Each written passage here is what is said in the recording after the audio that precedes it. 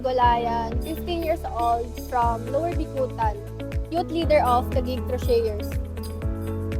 Nakatulong po siya sa akin dahil nasi-share ko po sa ibang tao yung mga works ko and na-improve po yung skills ko sa pagko-crochet dahil po sa mga co-members ko. Sinishare po nila sa akin yung iba nilang knowledge. Then, nag-earn po ako habang ginagawa ko lang po yung hobby ko.